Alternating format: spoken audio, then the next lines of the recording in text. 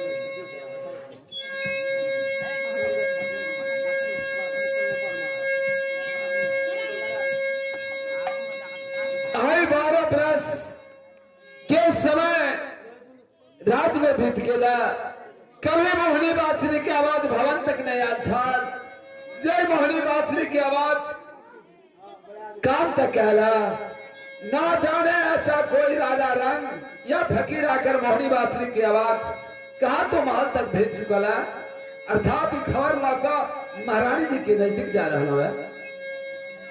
महारानी जी आज 12 बरस के समय अपने के राज में बीत गेला कभी मोहनी बांसुरी की आवाज कान तक नहीं आल छल जिनका बादल से तीनों लोग 14 भुवन में आवाज गेला और ब्रिज के पल्लव नीचा गिर गए सुतल पक्षी जाग उठला। अला के महारानी जी अपने अगर आज्ञा दी तो पुनः 14 कोस राज के अंदर पता लगा कर अपने के नजदीक वापस ठहर जा। हाँ मंत्री साहब क्या मोहनी बांसुरी की आवाज कान तक गूंज गए क्या है बाग में है कि कौन जगह है एक पता लगावा जाए कि कहाँ पर ये आदमी के चीज और कौन रंग में जो आज्ञा महारानी जी। बाबा महाराज दंडवत दंडवत। बाबा महाराज आज हमको इस राज में 12 बरस बीत गया है परंतु कभी मोहनी बांसुरी की आवाज कानों तक नहीं आया था। ना जाने आज अकस्मात मोहनी बांसुरी की आवाज कानों तक आया है।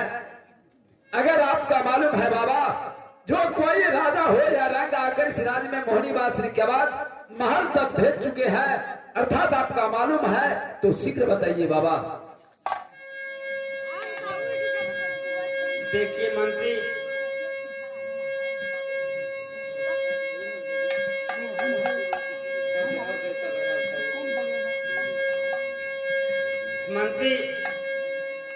यह मैंने बताया हूँ मंत्री। तो ठीक है बाबा महाराज, आप किस लिए और किस कारण से मोहनी बांसुरी की आवाज महल तक भेज चुके हैं? आप क्या चाहते हैं बाबा, आपको क्या चाहिए? देखिए मंत्री, मुझे मुट्ठी भर भीख दो, मैं दूसरा दरबार जाऊंगा। तो ठीक है बाबा महाराज, आप बैठे रहिए, मैं चलकर महारानी जी से ऑर्डर करता हूँ और किसी के माध्यम आपके पास भीख भेज देता हूँ। भीख लेकर के जाना, वैसे नहीं। ठीक है मंत्री। महारानी जी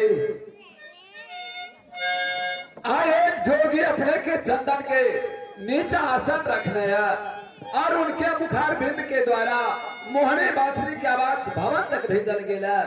उनका से सारे वृतांत पूछला के बावजूद वो जोगी